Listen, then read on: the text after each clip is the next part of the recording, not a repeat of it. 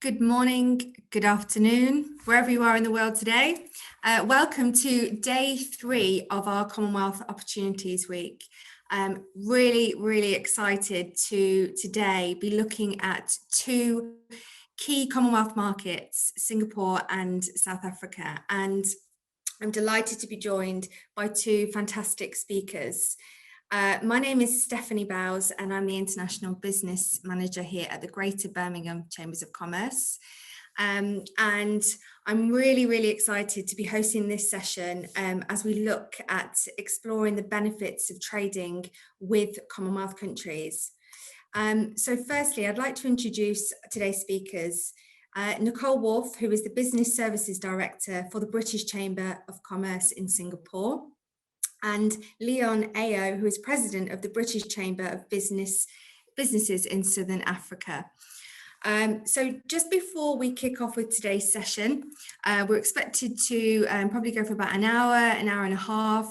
We're going to hear from both speakers about their markets, about how you as a business can benefit from looking into different ways of market entry, and if you're looking into any kind of areas of setting up your business with both those markets, and hopefully taking a lot of learnings away from this today. If you have any comments, you want to share any stories of experiences, please pop it in the chat box. And towards the end of the session, we'll also be taking questions. So please do put them in the Q&A. Myself and my colleague Sophie, who is Chamber Events, will be in the background monitoring those throughout the session. So just to also bring your attention, tomorrow we have our Commonwealth Conference, which is a live stream session here from Chamber House. We will be starting from 8:30 in the morning right through till 4:30 in the afternoon. The day is broken up into 3 areas. So we will hear from 8 different countries from around the Commonwealth. Again, exploring the benefits of working with those countries. We will also hear from our DIT, Andrew Bacchus, who is the lead for global sport economy for the UK. And he'll be looking at all the global events taking place over the next 7 years. We also have a networking session, which is kindly sponsored by Western Union. Obviously a chance for you to network and promote your business. So all the details will be popped into the chat during this session. So we'd be really great to see you there, and we'll hopefully we'll see you there. So without further ado, I'm now going to hand over to Nicole Wharfe, and she's going to give us a bit of an insight into Singapore, everything that's going on over there, and how you can get involved as a business. Thanks, Steph. Thank you. And yeah, thank you also for inviting us on. I think this morning or this afternoon in Singapore is a real testament actually to how cohesive the British Chambers work. And by that, I mean the Chambers of Commerce in the UK and those internationally. Myself and Leon, we are part of the international affiliation, which does mean that we are behind the scenes chipping away at UK PLC and supporting all the brands in the UK to expand their resources overseas. So bear with me and I will share the screen so I can give you all the relevant insights.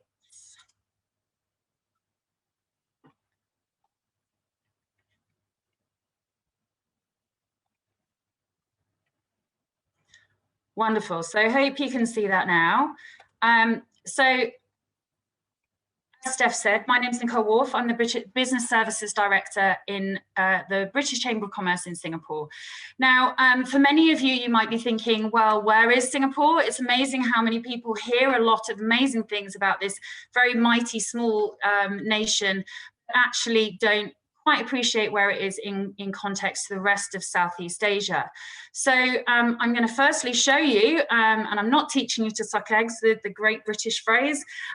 There is actually a lot of relevance behind this region, and that's simply because Singapore is very often and quite rightly seen as the entry point for Southeast Asia and the ASEAN bloc. Now, There's very few companies that come to Singapore to purely work in Singapore. The intention is often to use Singapore as a test bed and launch pad into the region. As you can see here, we've noted all the different chambers within the ASEAN region that we also work very closely with. So very often, what we would do is actually initially support an entry, a company entering the market here in Singapore to build out your presence, build out your brand, and then also utilize the contact across the region. Now, the BICEA network, which is our acronym, as we have lots of acronyms, stands for Britain and Southeast Asia. And this incorporates 10 countries, Singapore, of course, but also Myanmar, Thailand, Laos, Vietnam, Cambodia, Malaysia, Brunei, Indonesia, Philippines, and as I said, ourselves. So having frontline access to all of these different markets is really, really valuable for any company that we work in, because really it is about your long-term vision. We're not just thinking about, as a chamber, how do we support you here in Singapore? We're thinking about where are your next steps into different markets. Move people's faces away. There we go. So how does the chamber here in Singapore work? So we actually have two core teams. We have our trade services team and we have membership, which you perhaps would be used to in many guises with your chamber in the UK, if you remember. And I look after both of these two core teams. And what do? Well, trade services in a kind of short term, really, we support market entry, but we also work with some formidable partners in which to do this. So we are formal delivery partners of the Department for International Trade in key sectors. So I will go into that information shortly as to which specific sectors we actually lead the expertise on. The BCC network, which I mentioned earlier, so BICEA, and also independent sources. And what I mean by independent sources is that here in Singapore, much like the UK, there is a real growing presence of accelerators and incubators for startup companies. And so we work very closely with those to make sure that we're also sourcing really innovative companies, innovative technology and talent to be able to provide them with access into a route to market through the incubator or accelerator route. So once we've been through different processes to support the market entry, obviously we look then to support you into the next level of the cycle, which is into membership. And membership, as you would know, is arguably here to support your in-country acceleration. So we provide a whole load of platforms, as many chambers do, but to establish yourself as a brand, to nurture you and to grow, and then subsequently take you on into expansion in other markets. And again, utilizing our contacts in different ways. So the specific things that we do under our trade services team. So, and this is by no means exhaustive. We are very hands-on, but these arguably are our three kind of core areas of focus. So advisory, business matching. So we very much capitalize on our network within the membership to also match together new market entrants with established companies or potential clients. So really having the credibility and support behind yourselves by using us and our contacts, we can hopefully facilitate an ease into the market. There's also really great opportunity. So targeted events, appreciate here in Singapore at the moment, people can't travel in. But that said, we're still delivering extremely valuable and results-driven virtual activities. So I'm currently actually working on 2 trade missions for the UK government, as well as 1 private trade mission as well for an independent company. And what about us as a chamber? So we have around about 3,700 plus individuals who are members, and they represent just over 350 companies. We, as well as all the other chambers, very much stays true to our core values, which is to be here to build networks, create opportunities, and connect businesses. I mentioned earlier the international affiliate. It's really, really valuable to us. We are constantly having two-way conversations across multiple markets, as well as primarily back to the UK and vice versa.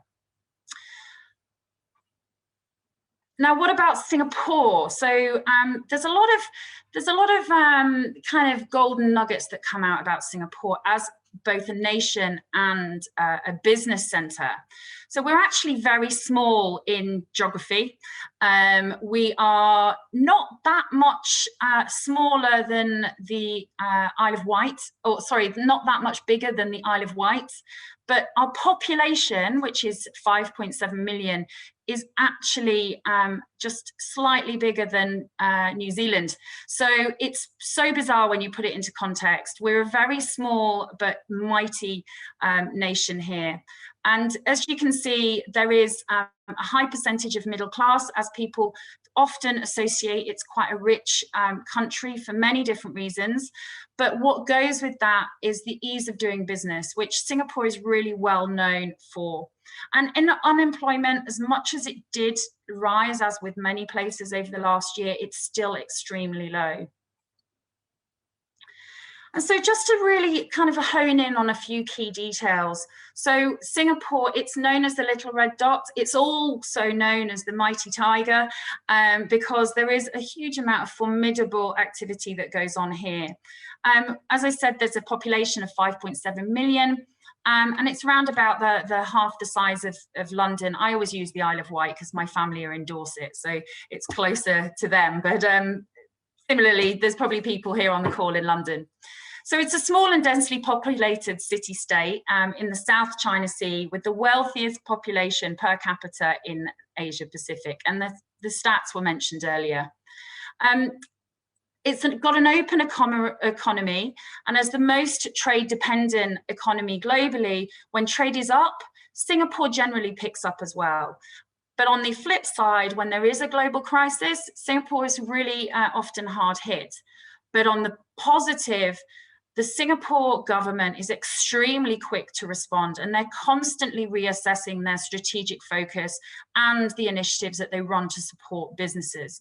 So for example, albeit GDP last year in Singapore did drop by 5.8% in Q3 of 2020, the analysts of the Monetary Authority of Singapore, which is a government department, they predicted that Singapore economy will still grow by 5.5% in the first half of 2020. And much of that is a direct result to Singapore government's phased and very level approach to resumption of business.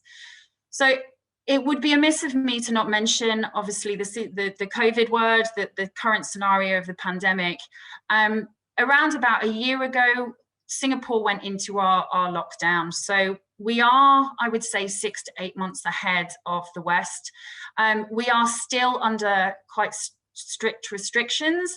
I appreciate last night or the night before, Boris gave the updates. We do very much have empathy, and if you have friends in Singapore that look like they're living it up, believe you me, it's not all fun and games. We are still having to abide by the rules to maintain security and health and safety. But it has meant this phased approach has resumed business, and for certain sectors, the statistics are actually showing likened to 2019. So there has been good recovery, and with that comes great opportunity. So the stability which actually the government has implemented in the resumption of business is also what Singapore is known for. So there's long-term economic strategies, which I alluded to earlier, and a stable government that we've had in place since 1965. In addition to that, the reserves in Singapore are equivalent to 100% of its GDP, and it's got a AAA credit rating. So the government, as I said, has a continuous cycle of economic strategies to move Singapore continuously up the value chain. So they're staying relevant and appropriate, and also providing the support for businesses coming in. Each step does get a little bit more challenging. Clearly, because it is an open economy, it does mean that there is high competition. There is also saturation in certain sectors. So that's why it's really important that you use the resources to support you in your export journey, such as ourselves. But equally, the opportunity is still there with the right direction. Some key sectors to mention. So 70% of GDP is from services and 20% in manufacturing. So there's no raw materials, but there's a major shift in play here in Singapore, where they've recently announced their 30 by 30, which is that by 2030, Singapore government and Singapore as a nation wants to be 30% self-sufficient in producing their own products and food and goods. So, again, this is an opportunity for UK companies to really look to Singapore to establish their, not just a business, but their operations here, so that they can easily develop their supply chain into the region and also capitalize on more appetite for homegrown activity. Now, the UK-Singapore links are extremely strong. And, I appreciate, again, for all of us involved in any kind of UK business, UK trade overseas, we've been keeping an eye on what's been going on over the last year as things wrapped up with Brexit. But actually, the announcement of the FTA on Christmas Eve was absolutely a wonderful present for us. And subsequently, the continuity agreement that went in hand with the FTA also gave a lot of confidence that, by nature of the term continuity agreement, that moving forward, the opportunities for UK businesses were going to be very much on the same basis as it has been in previous years. And quite recently, the UK Liz Truss, the Minister Liz Truss, announced that the UK had the intention, and she actually formally presented a letter of intention to the president of the CTCPP, so in short, the Trans-Pacific Partnership, to be part of that new trading hub, which will absolutely provide a huge additional amount of opportunity for you. And to put context behind that, it's not just us that are saying this and recognizing it. Singapore has been seen by key ranking establishments such as the World Bank and the World Economic Forum as being the #2 for ease of doing business. That was last year, even through all the kind of fog of COVID, and also the #1 for Global Competitive Index in 2020. And I think the fact that the World Economic Forum is actually going to be hosted in Singapore in August, as opposed to Davos, it's only the second time in its existence that it's come to another country. So that also says a lot about the confidence of our very small but mighty nation. So what's the Singapore model per se? So for yourself as a business, what might you be looking to engage in when you address Singapore as an option? So Singapore has a very pro-business policy. So tax and talent is really favourable. There is a tax level called the OVR, so the Overseas Ventures something, I've forgotten, but the OVR, which basically is a tax boundary where you're only actually taxed once you've set up, you're only actually taxed before setting up in business here, once you've hit $1 million globally.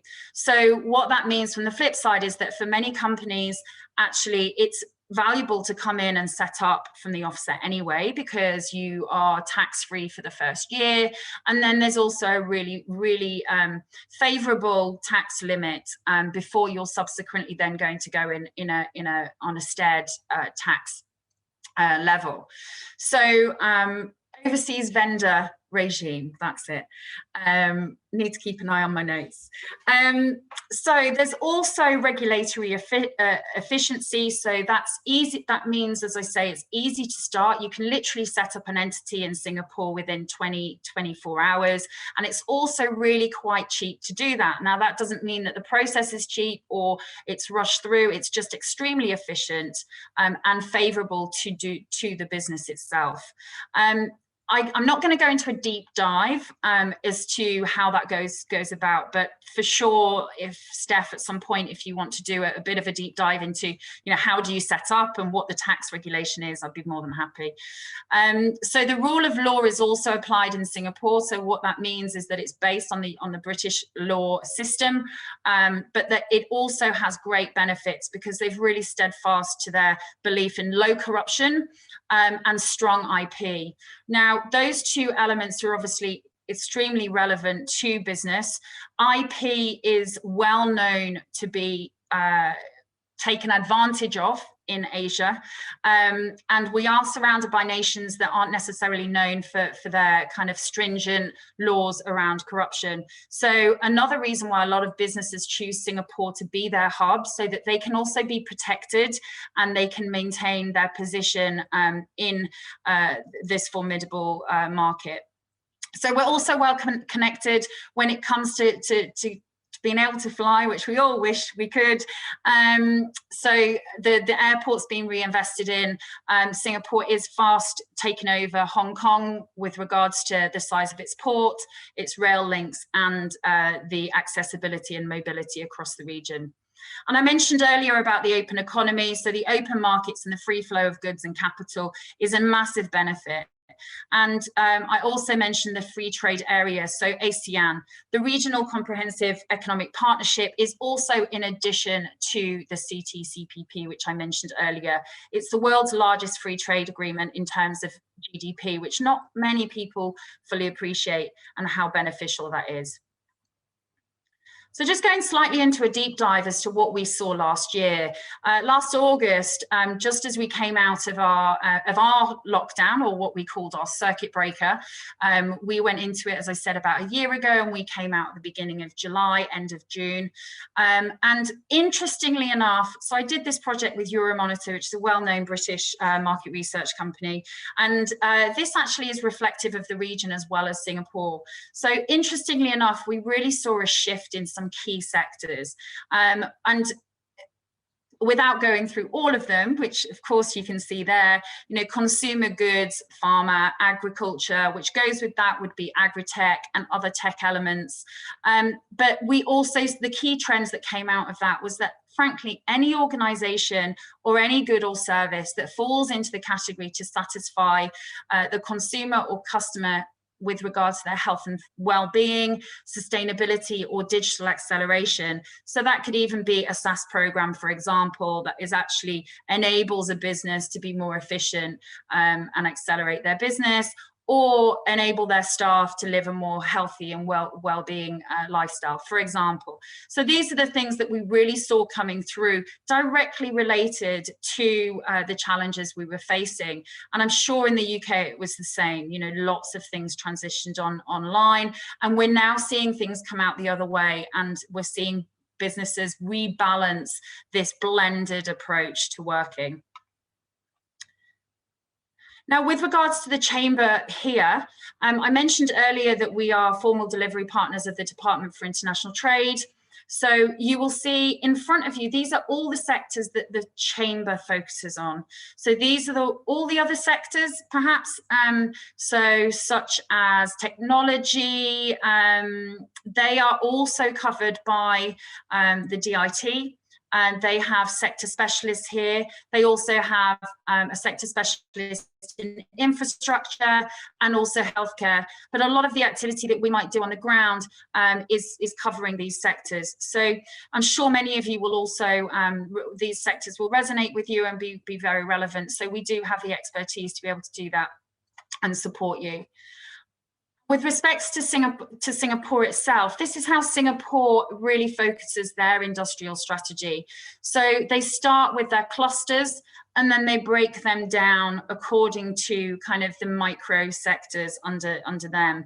And I'm highlighting this really because what's important is in the last column, you'll see all these different acronyms, and they actually stand for different government-driven organizations that are there to support that sector. So EDB being the Economic Development Board, and such like MOE, Ministry of Education. Spring is a little bit like, it's a skills future. So there's lots of different resources that Singapore put in place to actually also drive these industries. And want to highlight to you as well, you know, how do you go about taking things forward? Or do you want further information? We have a Future of Trade hub, so that's via our website. Please feel free, and I'll certainly pass on the links to Steph and the team to be able to just navigate through this and gather a little bit more information. We've just launched our Education and Learning Hub, which is the only one of its kind across the Asia Pacific region from all the chambers. And we're really spearheading a lot of the education activity across the region, which goes from early years right through to professional development. One thing I should also mention is that we're very lucky. Here's another picture of the, actually there you go, there's the link. One thing I would also mention is that we're very lucky that we house Her Majesty's Trade Commissioner, Natalie Black, here in Singapore. So she has a regional remit, but she reports directly into Liz Truss and the team at HQ. And we are very well connected in being able to both lobby, advocate, and work with her to develop, you know, Great Britain's representation here.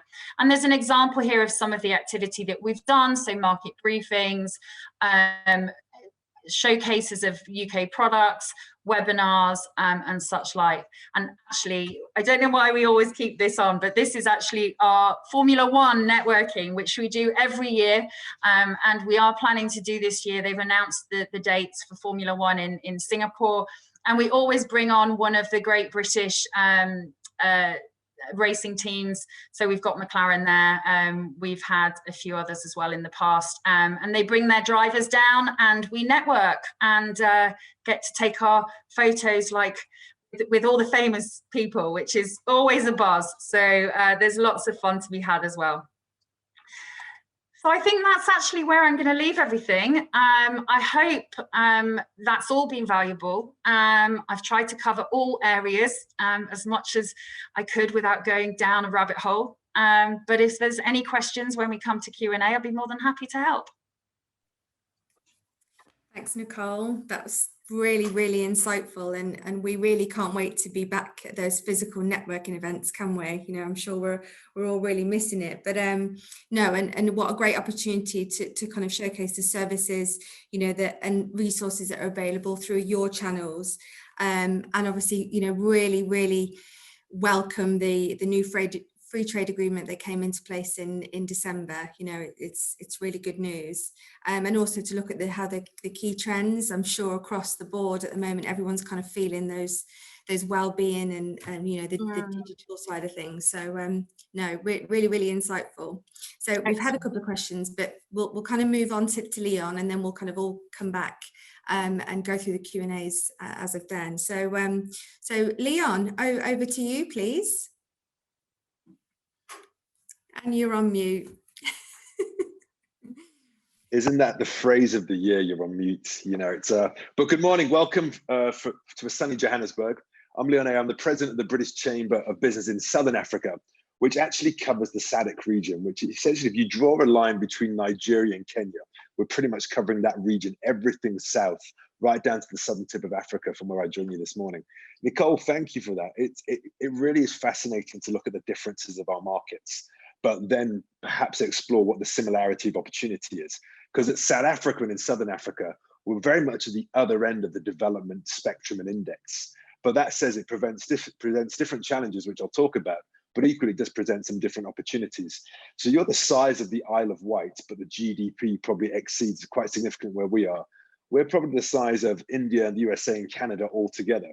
But within that, the economies aren't quite there yet. If I just quote a statistic, by 2035, Africa will have the world's largest working population. That'll be some 3 billion people. So you can either see that as the world's greatest opportunity to access consumer markets and talents, or you can see it as perhaps the most scary, frightful statistic, because as we see before the COVID context, we had sufficient humanitarian challenges, beat through droughts, lack of water, disease, civil war, people trying to get into Europe through Libya, across the Mediterranean.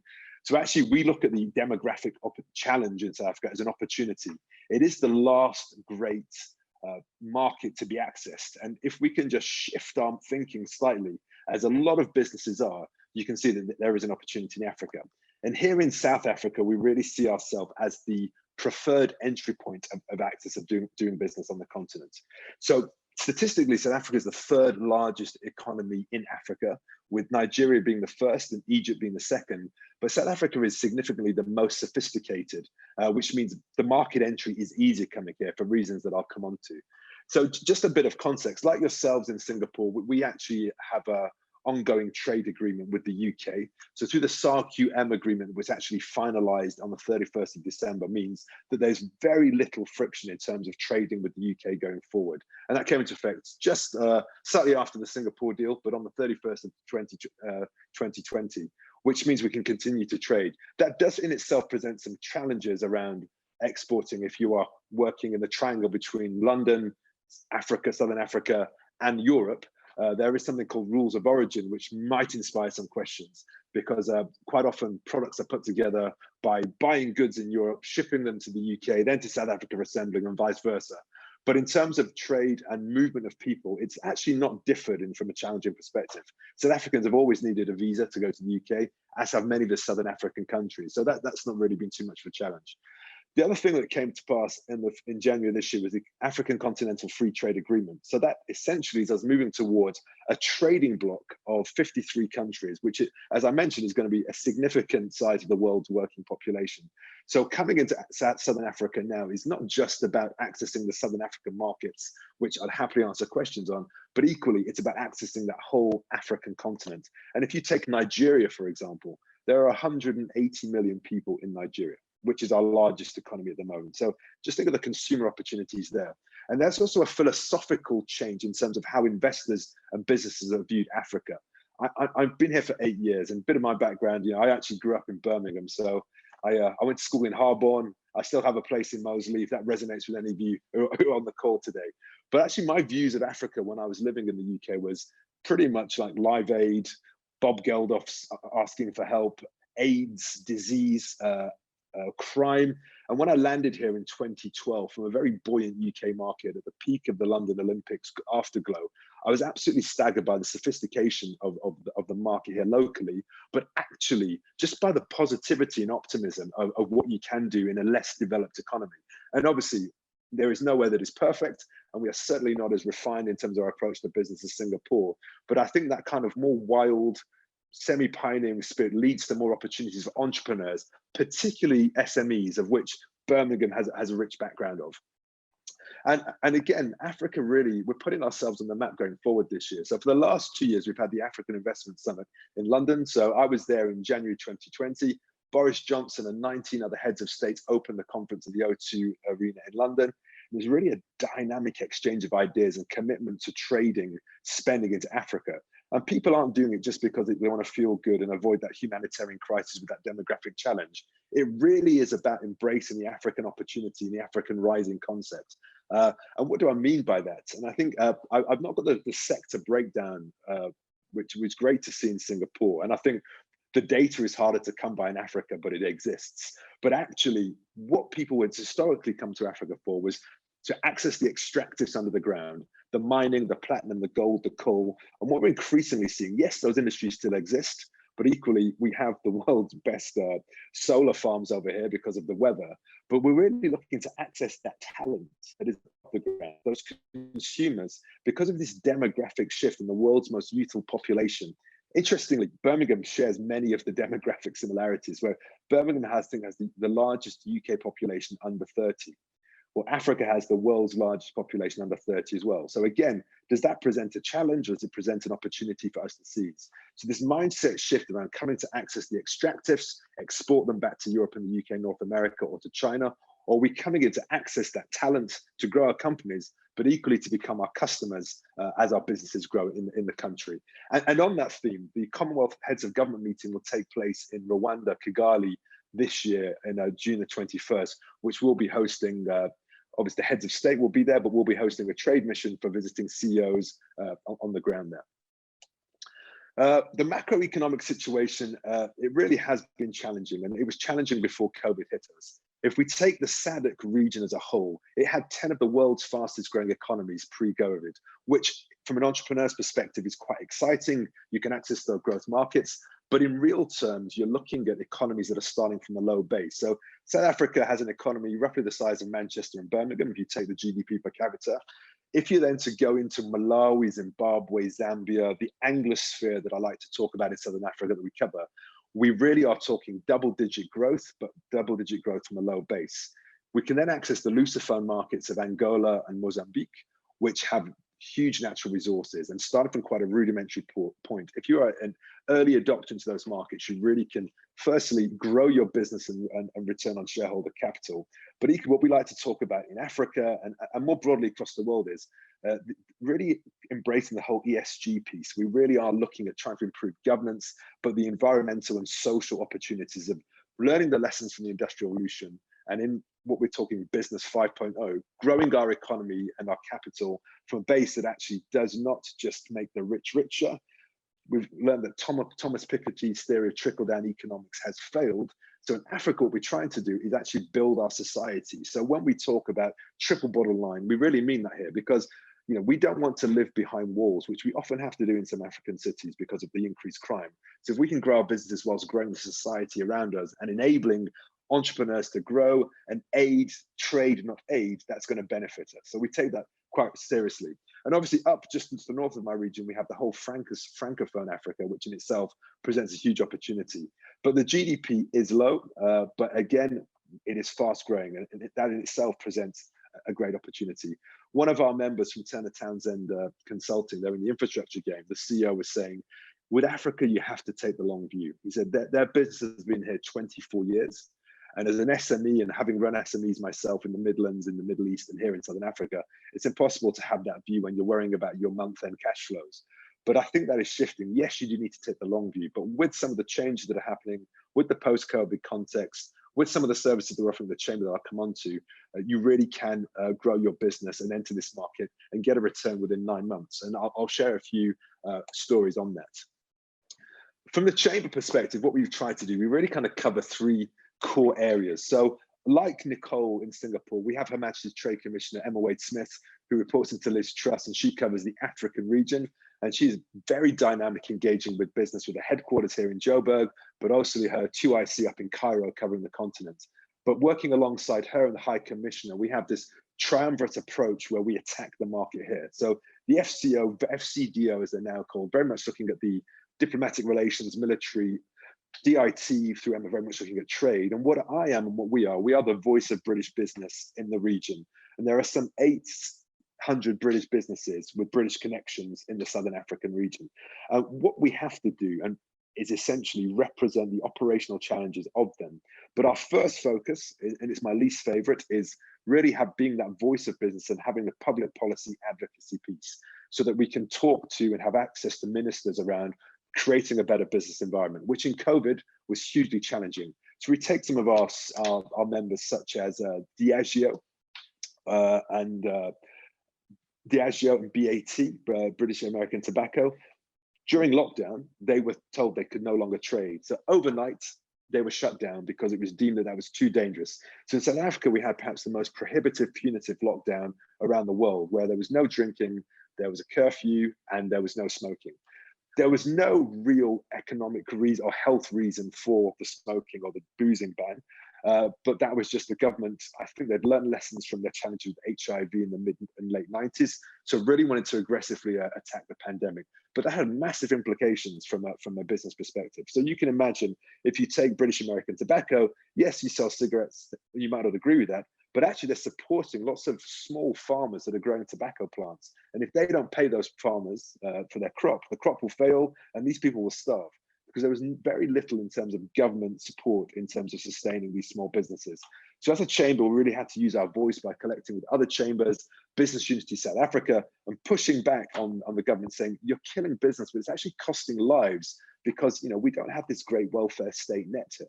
Another example was e-commerce was shut down, which we saw e-commerce thriving throughout the world. I believe Amazon were making $10,000 a second because of people ordering online, being stuck at home, nothing else to do. Well, in South Africa, our one e-commerce channel was shut down. So again, he phoned me up and said, Leon, who can we speak to? And again, in isolation, we can't do a great deal. But in harnessing our voice, our collective voice of business and our members and our partners, we managed to shift that. So that's the one thing we do in terms of creating a better trade environment. But where I believe we add real value is around 90% of our members are SMEs. And what we do, we very much help them grow. So is it around them accessing new markets across the SADC region? Is it about them accessing new markets in Birmingham or in London, or even partnering with another chamber in Dubai? Or is it about them accessing new clients, new customers, joining the chamber's network, which, as Nicole said, it's an international network which is thriving? Or is it about them just accessing people that we know to help them grow? And what we will do is we'll sit down with them, we'll look at their strategy, we'll actually work through a business growth strategy with them, and that can result in us actually making qualified introductions, putting on trade events, etc. We're actually partnering with 7 retained clients right now, a number of which are coming into South Africa from the UK, using South Africa as a launch pad. A number are going to the UK, and I can see Ivor Gardner's joined us on the call today. Ivor's an old military colleague of mine, but leads a fantastic business in the areas of risk, crisis management, leadership development, and infrastructure. And we're hosting Ivor, he's co-located with us, and we'll do a collective business development plan to ensure that within 6 months, he will have secured his first contracts. So from the basis of where do I set up a bank account, what's my business visa situation, how do I close my first client, how do I get my Wi-Fi, some of these things that in a more developed economy and market are really simple. If you come to South Africa and want to access that market, that's where we can support you. And the third thing we're really doing is about education. Education helps us all grow. So yesterday we had a website on the EU exit, as it is now referred to. So what does that mean? And if I just look at some of the topics we were discussing, looking at the new SARQM trade agreement, what does that mean?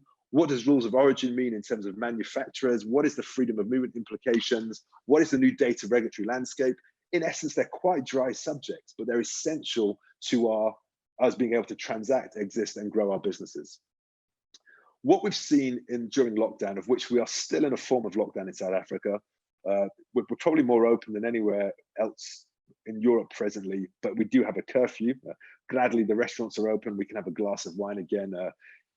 I'm not a smoker, but it's good to see that these industries are still trading.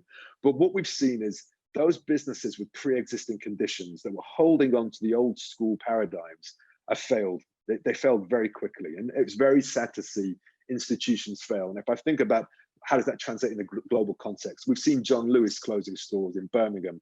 And again, they're looking at some of their other stores closing. The equivalents in South Africa have failed. But what has happened is that digitization piece has probably accelerated by 10 years. So anything with a tech platform that can access your customers, keep your organization connected is really thriving. And we've seen that in some of the businesses that we're helping grow. Udacity is a Silicon Valley-based online learning platform that we're introducing them to the market. They will take learning content and distribute it in an online platform. We're working with London Dynamics, who are owned by Capita, FTSE 10 business in the UK. London Dynamics are actually got an augmented reality product. So essentially enables you to create a 3D holographic image of any high value product that they, be it a watch, be it a car, be it a set of golf clubs. And we've actually introduced to their first clients here this week. Dragonfly, a great online, they actually mimic the human eye. So advertisers can see where it's the most optimum place to put their products from a website perspective. And 2 really interesting businesses called Waller and Woodbender, one in furniture and one in essentially, it's a really hard way to describe it. We're going to be partnering with the city of Birmingham. How do you reward good living? So essentially, instead of giving money to charity, we're giving people a virtual form of currency so you can reward people. And they're entering the market by Birmingham from Stellenbosch. So there's been a massive shift and increase in innovation and digitation. And we found that we've had to follow suit as a chamber as well. If you can't have events, how do you stay relevant? And partnering with Singapore and with Birmingham, we can stay relevant and keep our voice out there. As a chamber, we're really trying to create an ecosystem of businesses. So like Singapore, we work with the DIT, with the High Commission, but our members really do amplify our reach and input. And we want to be a vibrant and influential business ecosystem, really purporting the values of sustainable capitalism, doing business for good and stay sustainably. And to do that, we've got to look at our own footprints, but essentially it's not just about making big investors get richer, take all their money back to Europe. What are they going to do in the local environment? And I think that's a real powerful message from an African context. We need to uplift this continent. We need to see that GDP shift. We need to see the Human Development Index shift. We've expanded our service offering, as we've discussed. I think in the old days, chambers really were expat drinking clubs that were a lot of fun, and there's still a place for that. But actually, people need more. And you can see the comprehensive suite of services offered by Nicole's, and really impressive to see how you package that, Nicole.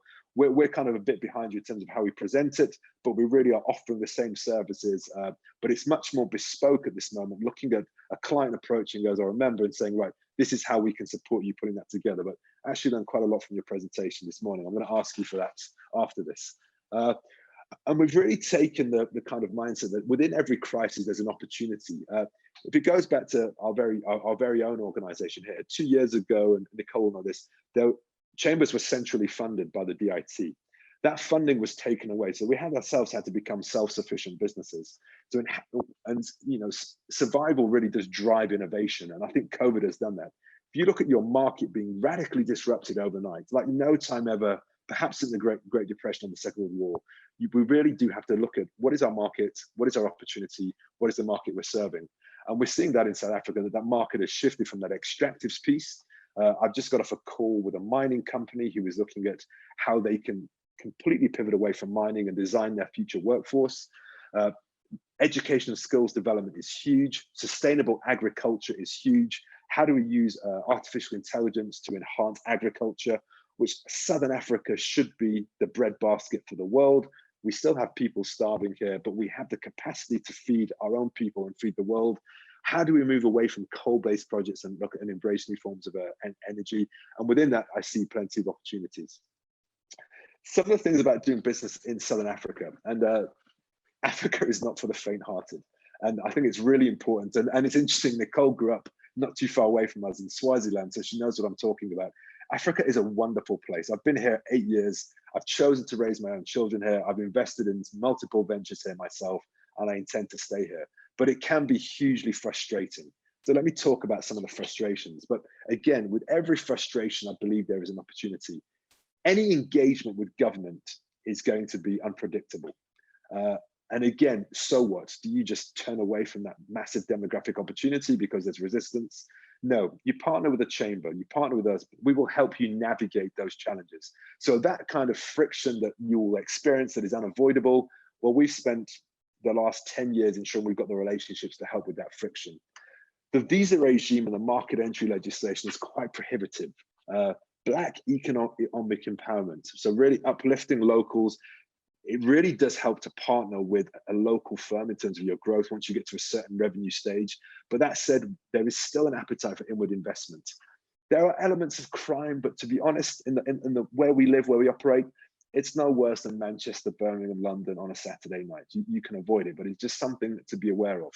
And for me, then, what is the opportunity? Well, a hugely dynamic and talented workforce that is to some extent underdeveloped, but it's going to be the world's largest workforce, and with that can be the world's largest consumer market.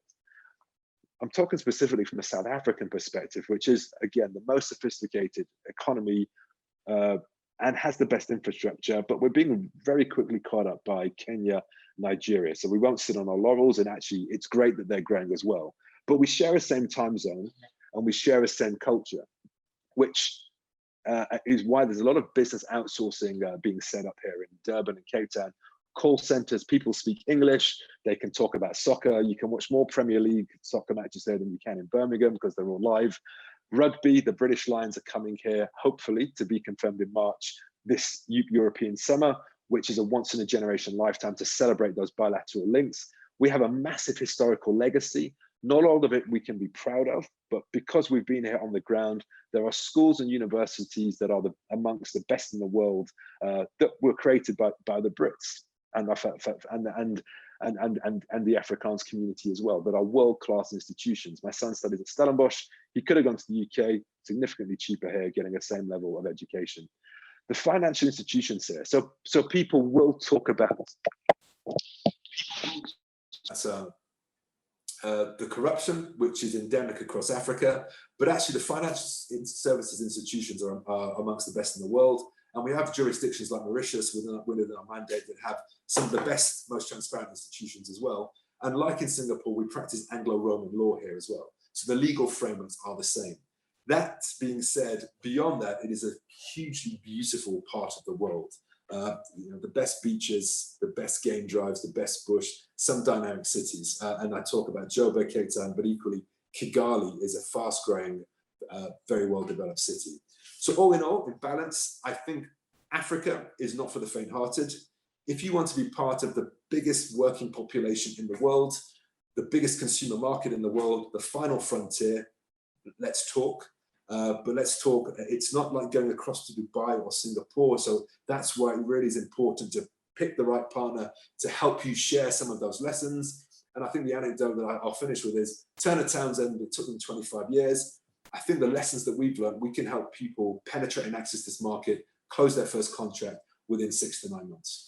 So I welcome any questions and thank you for listening, and great to be reconnected with my own hometown, Birmingham. Thanks, Leon. Yeah, great to meet a fellow Midlander. But again, thank you. Really insightful, some really good information and key takeaways, for people who are looking to potentially start a business in that particular region.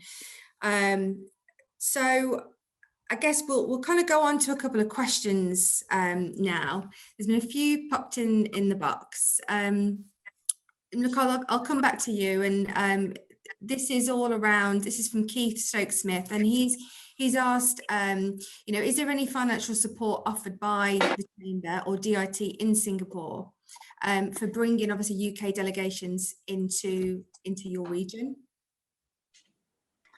Okay, so just to kind of follow on actually from what Leon said, so the British Chamber of Commerce here, contrary to what people realise, we are a not-for-profit.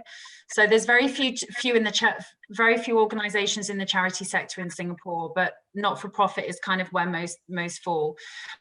We receive a small grant from the DIT, but it does mean that really is kind of enough to dare I say, maybe keep our head above water. But when it comes to actually subsidies or financial support, that would usually be found via your DIT network in the UK. So through your ITA, there is trade missions. I know for a fact, I've just literally closed a trade mission selection process with the Northern Powerhouse region, which crosses, from Manchester over to Newcastle. I'm just completing one with the DIT Southwest, so kind of Bristol down to Cornwall. And there is trade missions coming through all the time. So really, if you're looking to jump on board for that, I would connect with your local DIT region. It sounds a little bit antiquated, but if you aren't sure who that is and you are interested in being supported, contact me and I can find out. So it does depend on what your sector is. Now, there's also sometimes other funds. So I'm aware that there is a current fund that is available for companies that are looking to do market research as part of their export journey.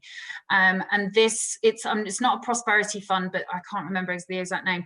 But this is available through the ITAs as well.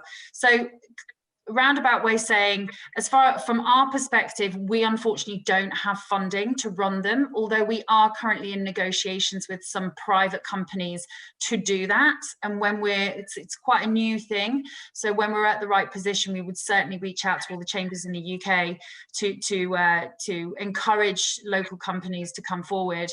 And the flip side is that currently the options really are through the DIT. Brilliant. Okay, thank you for that. And I just kind of wanted to ask kind of both of you as well, in terms of appetite for bilateral trade. Have you seen an increase in the last year, in the last couple of months, obviously post-Brexit? I know we're obviously still in it at the moment and will be for a number of years, but yeah, just your thoughts on that. Yeah, if I jump in, I think on the back of the African Investment Summit last year and then again this year virtually, one of the UK government's stated aims is to remain the biggest G7 investor in Southern Africa and in Africa. And that's on the back of massive infrastructure projects that have been generated in Cairo, and we're looking at here in Southern Africa. I think there's a huge appetite to be the biggest investor. So coming in from the UK, massive increase in interest, but there's always been high levels. In terms of going the other way, because of some of the volatility in the markets here and with the exchange rates, South African companies get to a certain scale and then look immediately to expand into the wider region, but really into the UK. And what we're helping people do now is, where historically they go straight to London, we're looking at connecting them with regional cities. Birmingham, I have my obvious links, but we can see the growth with HS2 there. And again, connecting with the Northern Powerhouse, I think there are lots of opportunities. So South Africans are looking to expand, to diversify their own risks for all the reasons that I explained. Similar culture, but also a more stable and bigger market. Brilliant. Shall I answer that?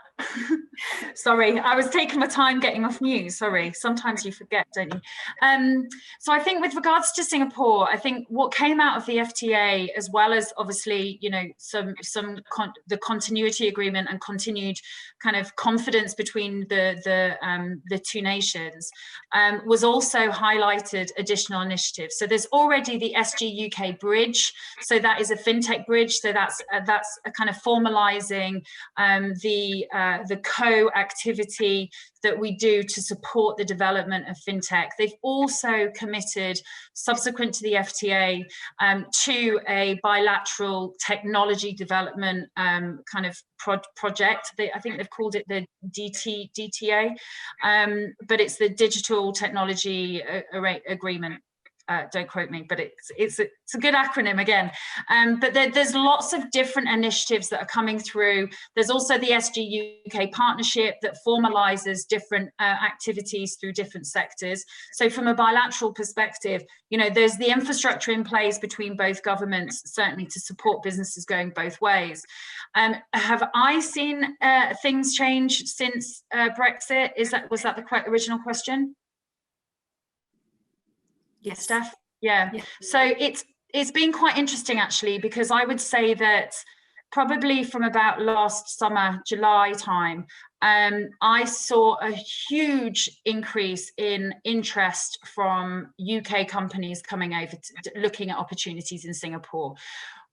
What was reassuring is that historically, perhaps they'd been encouraged to only make that step, an inquiry, once they'd been considered export ready and they'd gone through certain elements of due diligence. Now, I would still recommend that element of due diligence before taking the leap into a new market, but equally, there was no reason behind reaching out and actually using us as a source of your due diligence and investigation.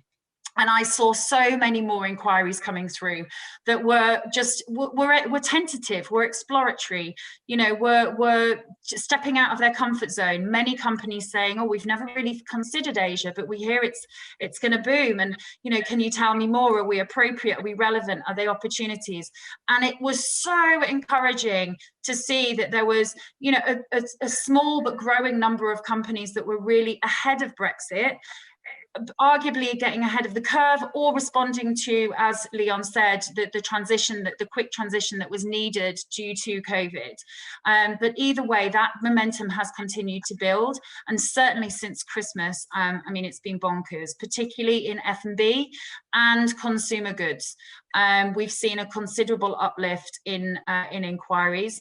Now, the one thing I would say about those two markets when it comes to Singapore is that we are sandwiched with other really strong markets also trying to get market presence, like Australia, New Zealand, and the States are here, but I would say that Australia and New Zealand are probably our major competitors when it comes to movement of goods, and to a certain degree technology as well. Brilliant. That's really good to hear. So just kind of on that then as well, and this can be to both of you, but Mike has asked, do you think that it's useful to have an expat in the early days of setup in your region, or would you go with a local? Thanks for that question, Mike. For me, I mean, if I put my MBA professor hat on, there are 7 modes of entry to internationalization of your business. And we're talking about joint ventures, acquisition. What I tend to advise our clients is to come in on a speculative basis. So, for example, come in country for your own trade mission. That's going to allow you to really understand the landscape. So before you invest and put groups on the ground, you can ensure that you understand the legislative landscape. So you can do a lot of this by desk research, but there's nothing like being on the ground, being supported by somebody like myself or Nicole to guide you through the local environment.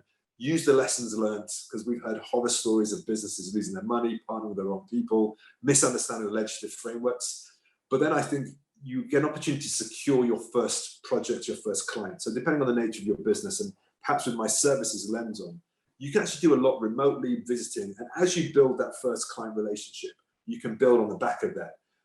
You know, what is an expat? I'm technically an expat, but I've lived here for 8 years, so I don't really consider myself an expat anymore. But I think it should, you know, in an ideal world, it will be a local. But I think it's more important to have somebody that you feel you can trust, somebody that can represent and understand your business. So what we often see is expats come in and set up the teams, and then they build the team locally. Now, I did that myself. When I came and took over a business here 8 years ago, I came in as an expat. And the reality is it probably took me a year to fully, you know, I came in with all my understanding of the Western European business paradigms. And it took me a year to realize that I had to radically adjust my approach. There's a lot of good business 101 that you carry with you, but in terms of culture, how you lead, how you do things differently, it took me a year to really learn how to lead that business. So that's the downside. So I would partner with a local, and perhaps just re-understanding what that local phrase is. It might be someone from any other country, but understands that local context because they've been on the ground for at least 5 years. I think from Singapore's perspective, I'm going to come at it from a slightly different angle in that, so in order to actually set up, well, firstly, you can actually start building out a business here and employing someone here without setting up a business. However, you can't, they have to go through a third-party payroll system. So if you're happy to go down an EOR model, so an employee on record model, through a third party to start testing the market and building some momentum. So it might be that you put someone in sales, for example. That limits your possibility of actually employing a foreigner, because they have to be on the ground and they already have to have the right to work. So if in the absence of going down that route, which I have to say can often seem a lot more appealing than it really is in reality, because it can actually be quite costly. But then again, there's benefits to have someone that can hit the ground running. The alternative is to set up an entity here. And as I said earlier, it's really simple to do that, and it's really quick to do that. But while you're doing it, one of the things that you have to do is have a local directorship. Now, it's not like Thailand, where that local director has to have some actual economic ownership over the business. They can be completely silent. It's more of like an advocacy piece to have that individual on your books.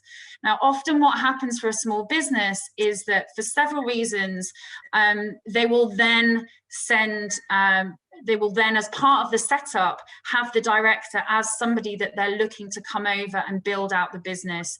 Now, there's a few reasons that people might do that, because simply they have a trusted source to be able to bring in and set up the business. They know the model they want, and they know how they want to project the brand initially. Because getting your brand positioning on market entry is really important.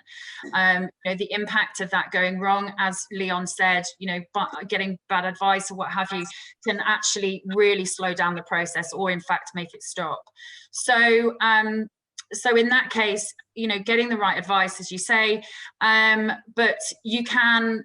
Then often the foreigner, let's say, as they quite openly call us in Asia, will come up and will set up the business and build it out from there. Now, one of the reasons as well is because there is a skills gap in Singapore. I'm not going to lie about it. There is, you know, we're still a relatively small population for the kind of activity that we deliver and the kind of businesses, like global businesses that are here. So in many cases, as much as companies might try to recruit locally, they just might not be able to get the right skills and strength of skills that they need to initially set up and get this business going. You know, it's the experience really. Now, that's not to say that you shouldn't do it, because there's some great benefits to doing that. Singapore government look very on those companies that invest in Singapore, but also invest in their people.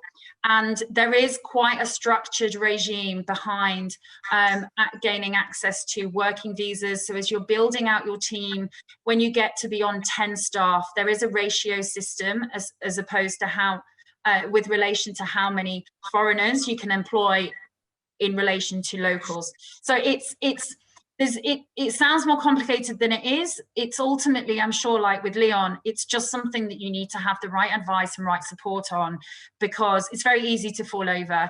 And it's the ease of business is still there, as it's recognized for a good reason. But there is a few layers that you would gain value in getting advice on, really. Brilliant, really great bit of advice there. Thank you both. Okay, so on to another question. We'll go with Nicole for this one. Again, this is from Keith. What sectors should UK exporters be targeting right now? I'm presuming they mean UK exporters in Singapore. Yeah. So where the opportunities lie. I'm going to kind of take the question on that angle. So, I mean, Singapore has, there are some key sectors where, as I showed in the presentation, that they are really focusing on. I would say broadly, though, that technology, as Leon's also said, you know, I think it's a global phenomenon, you know, but what does technology mean? You know, you pick above the, beyond the surface, you know, is it a SaaS product?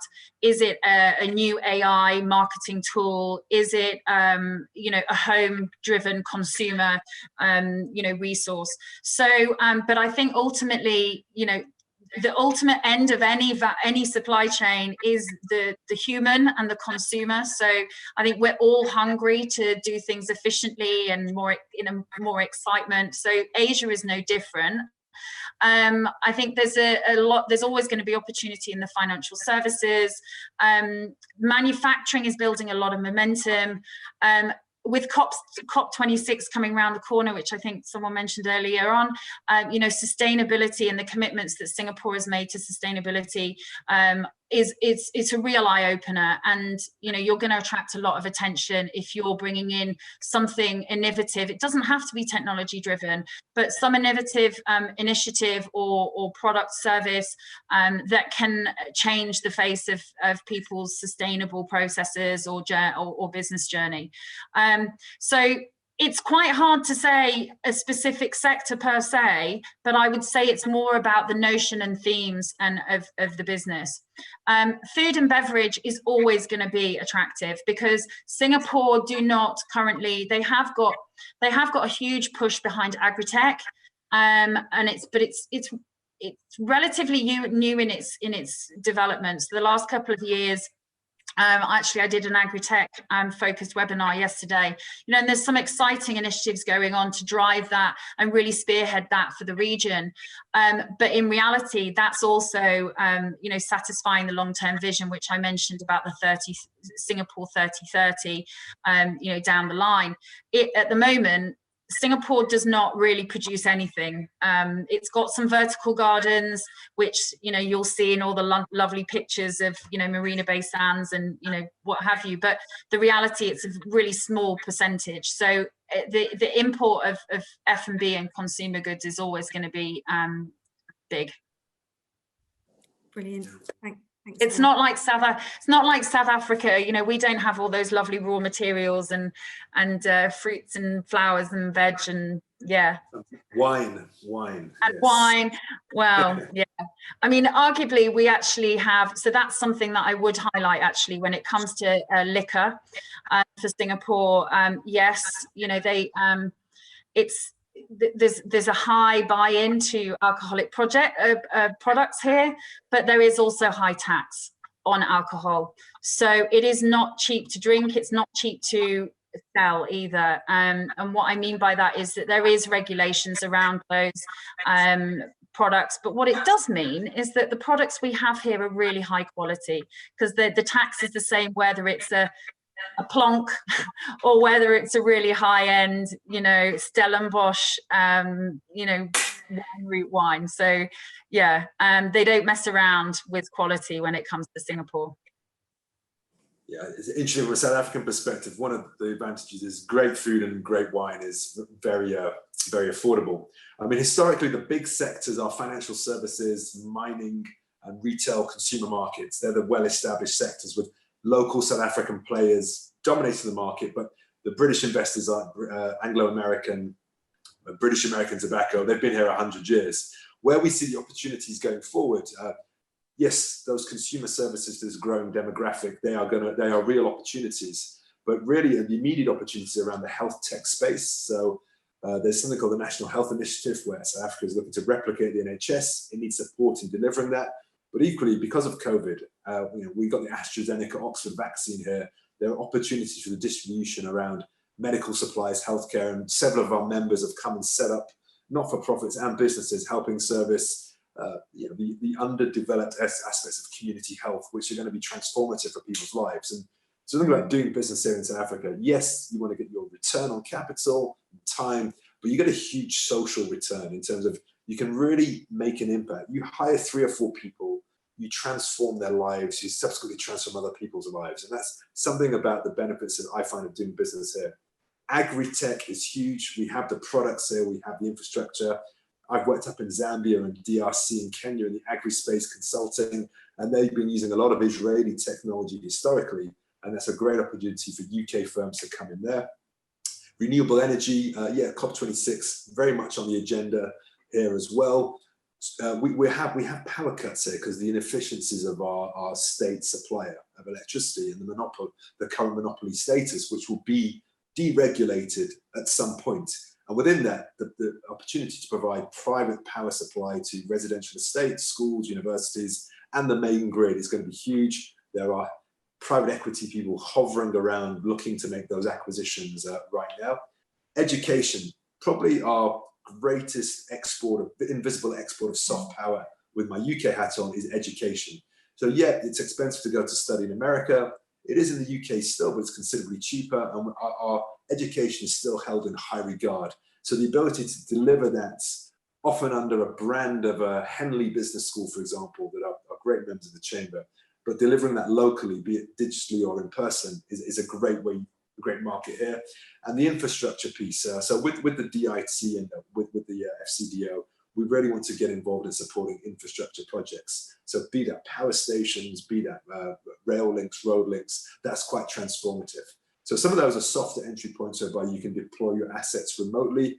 The infrastructure piece is boots on the ground, heavy investment, but all those sectors are growing.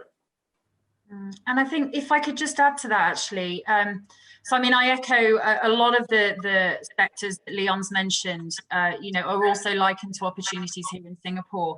But I think it's also fair to say that, just to put all the dots together, Singapore is still a small market in many respects. So, you're never going to be necessarily breaking large volumes into Singapore, but where Singapore stands alone and why it is such a mighty force is because people look up. If something succeeds in Singapore, then it will succeed in the region and it will build out. And I think similarly, on the flip side, so Leon mentioned manufacturing. Now there is manufacturing in Singapore, don't get me wrong, but there's only so much land that Singapore has. And so this is hence the whole vertical movement when it comes to the built environment and smart cities initiative that are being implemented.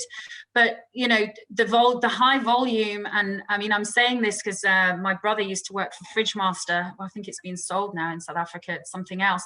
But, and they had huge manufacturing plants and they used to sublet, and then the distribution. So I can liken the distribution model of growth with Singapore and South Africa, because that's where Singapore has great strength, is our ability to be the hub for distribution. And, a lot of HQs actually setting up here to build out the strength, repertoire, connections in the region. And you mentioned mining as well, Leon. That's a really interesting one, because we get often contacted about mining, and all the mining companies are here in Singapore, but they're here as a representative notion. So they're here because they do have clients in other markets in the region, and so Singapore is the natural place to set up. But Australia and Thailand and Malaysia, and they're the real markets that the operations go on. Whereas you, I guess, have everything when it comes to that. You've got the HQs and you've got the operations. Yeah, it's interesting. I mean, Singapore is a great gateway to the Far East, and I think the ease of doing business and setting up with efficient government bureaucracies is really advantageous. I think South Africa is the flip side, whereby we've got a, shall we say, growing efficiency in our bureaucracies. but we have that scale opportunity. So it's almost like it's the perfect market to compare. But if you're going to go for global domination, it's great to access both. Do both, yeah. And you get the demographic opportunity and then the sophisticated established market opportunity. Yeah, and we're not paying each other on this, by the way. To sell each other off. It's great. No, really great.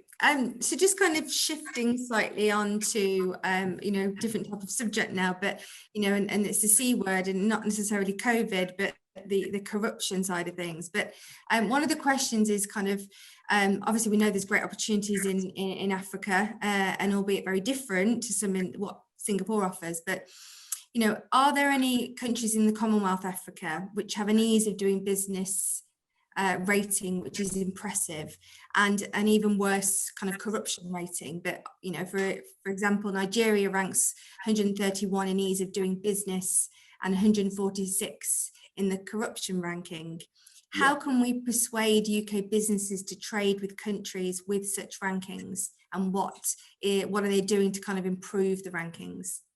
So we did a webinar on this as a chamber recently, and we did it with a policy advisor from the UK government that looks at the corruption rankings across Africa and the world. And interestingly, South Africa ranks, and if we had time, I'd ask the audience their perceptions. It actually ranks 69th in the world for corruption.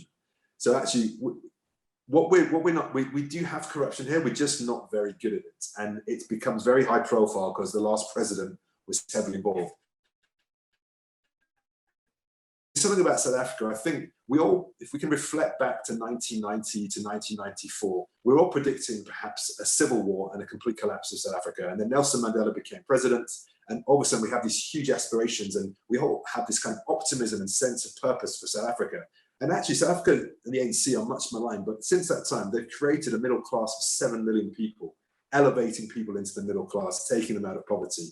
And I think we're much maligned because the optimism, people expected more. And since Mandela arguably has put our current president aside, we perhaps not had the leadership that people thought we necessarily deserved. So a lot of the corruption is really around PR.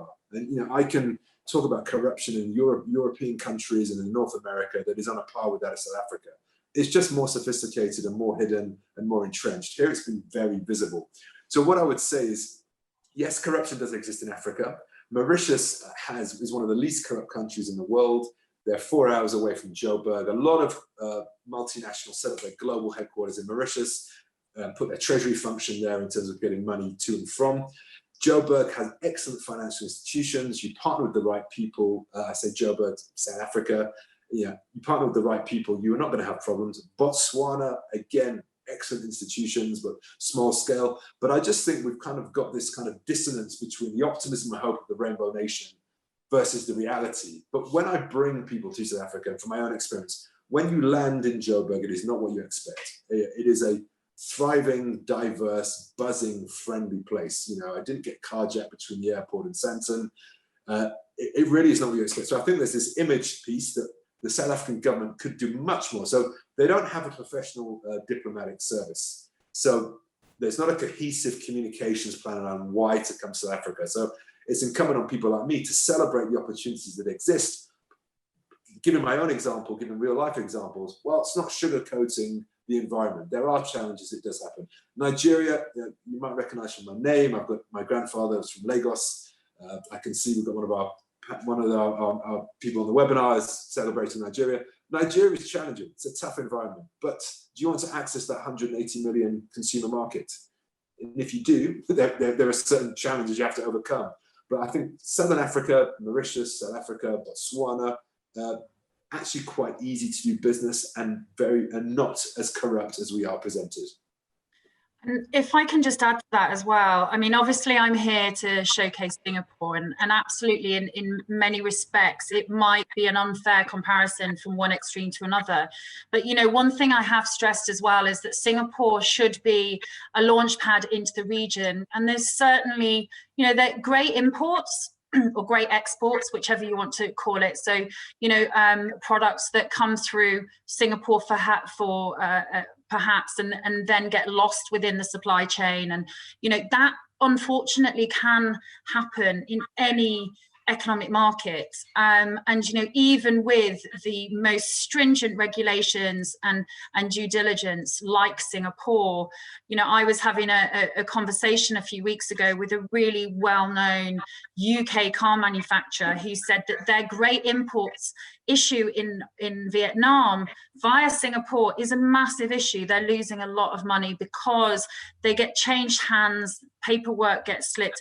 It unfortunately is something, I'm not saying it's acceptable or it should just be considered, you know, part of the course, but it is a potential in any kind of region. And it should really be part of your due diligence to, you know, to manage that in your growth plan.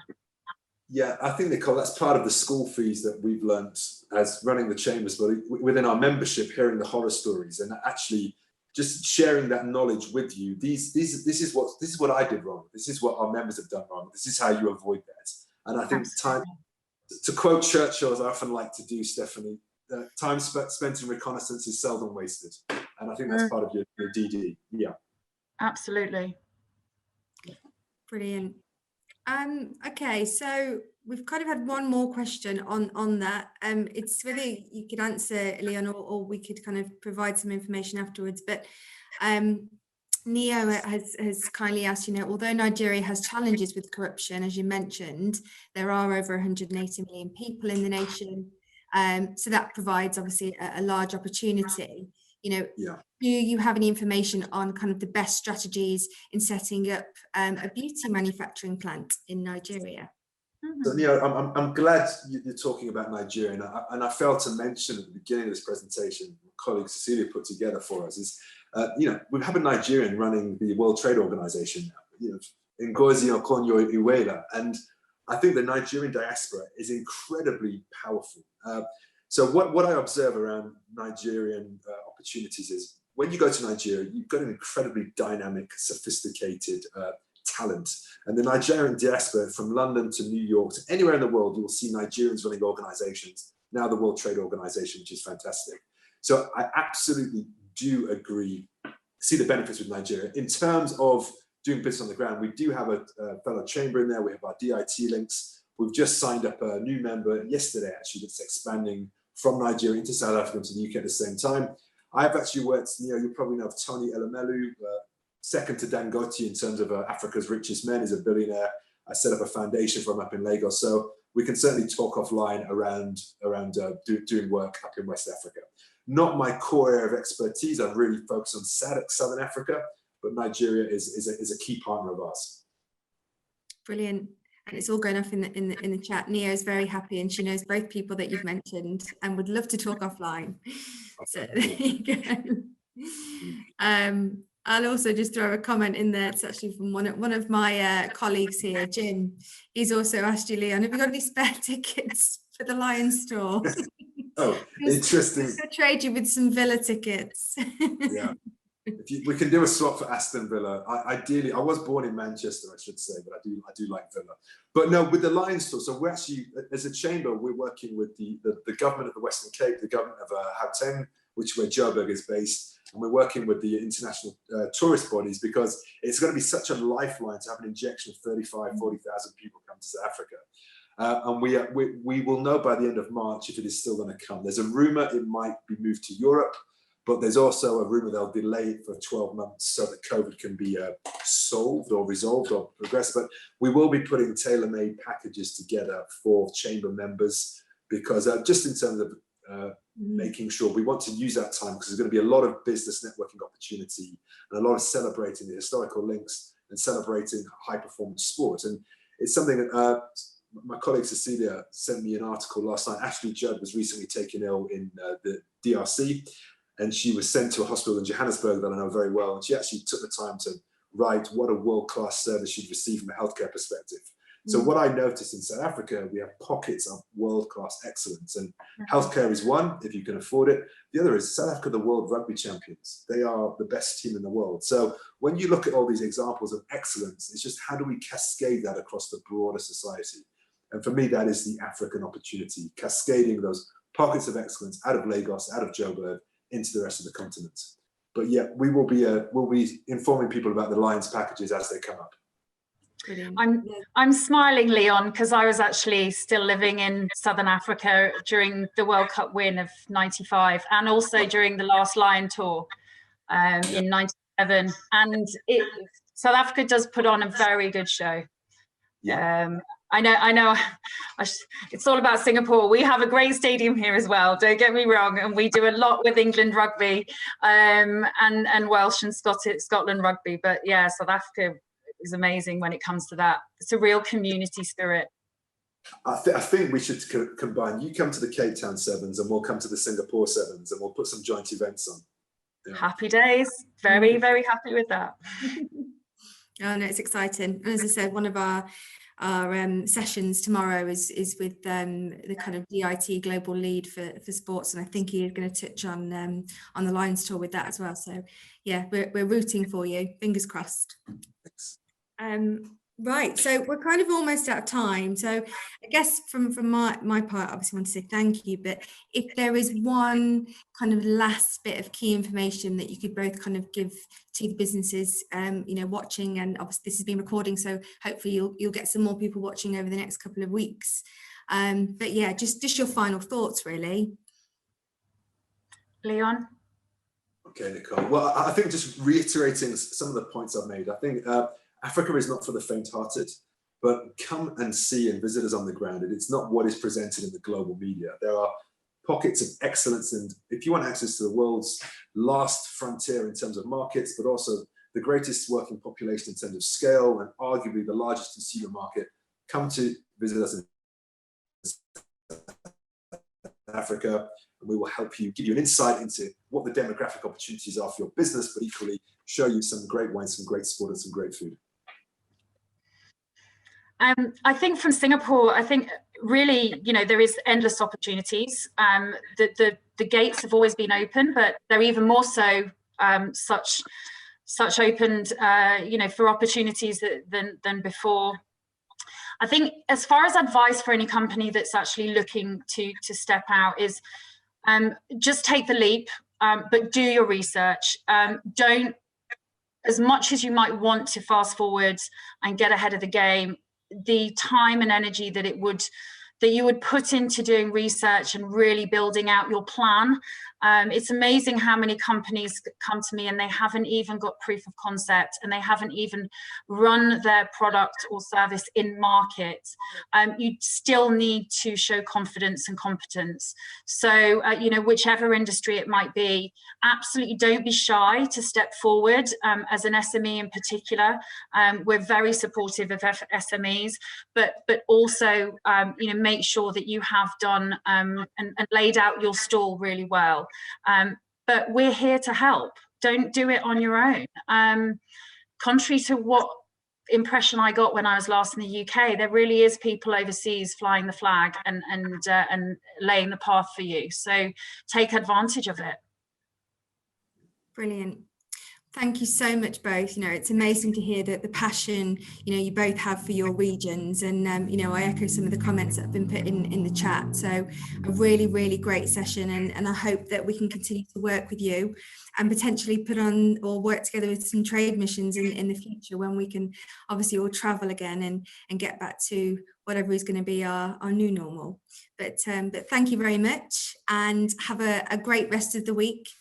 And thank you to everyone that's watched today. Pleasure. Thank you for having us. Thank you, Stephanie. Thanks, everyone. Bye-bye. Take care.